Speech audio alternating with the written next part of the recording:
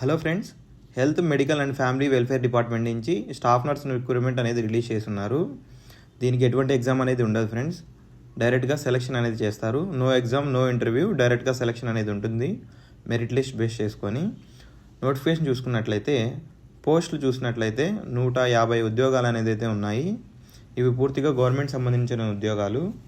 అదేవిధంగా శాలరీ చూసుకున్నట్లయితే 35,000 వరకు ఉంటుంది ఫ్రెండ్స్ శాలరీ. అదేవిధంగా క్వాలిఫికేషన్ చూసుకున్నట్లయితే బీఎస్సీ నర్సింగ్ లేదా జిఎన్ఎం పూర్తి చేసిన వాళ్ళు ఎవరైనా సరే దీనికి అప్లై చేసుకోవచ్చు. ఏజ్ లిమిట్ చూసుకున్నట్లయితే మ్యాక్సిమం 52 సంవత్సరాల లోపున ఉన్న వాళ్ళు ఎవరైనా సరే దీనికి అప్లై చేసుకోవచ్చు. దీనిలో ఏజ్ రిలాక్సేషన్ అనేది కూడా ఉంటుంది. ఎస్సీ, ఎస్టీ, పీడబ్ల్యూడీ, బీసీ క్యాండిడేట్స్కి 5 years, ఎక్స్ సర్వీస్ మెన్కి 3 సంవత్సరాలు ఉంటుంది. డిఫరెంట్లీ ఏబుల్డ్ పర్సన్కి 10 సంవత్సరాల వరకు ఏజ్ రిలాక్సేషన్ అనేది కూడా ఉంటుంది. అప్లికేషన్ అనేది పూర్తిగా ఆఫ్లైన్లో మాత్రమే అప్లై చేసుకోవాలి ఫ్రెండ్స్.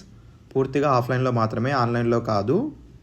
అప్లై చేసుకోవడానికి స్టార్టింగ్ డేట్ చూసుకున్నట్లయితే 17 March 2026 అప్లికేషన్ అనేది స్టార్ట్ అయిపోయింది ఫ్రెండ్స్.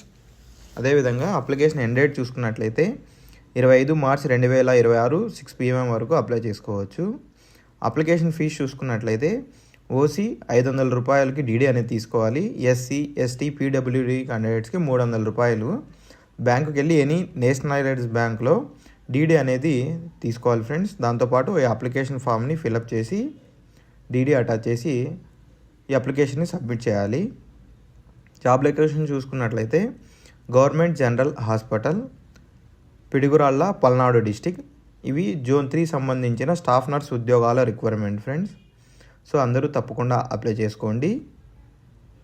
మరిన్ని డైలీ జాబ్ అప్డేట్స్ కోసం మన ఛానల్ని సబ్స్క్రైబ్ చేసుకోండి ఫ్రెండ్స్. అదేవిధంగా ఎవరైతే ఈ నర్సింగ్ జాబ్ల కోసం వెయిట్ చేస్తున్నారో వాళ్ళకి నోటిఫికేషన్ని షేర్ చేయండి.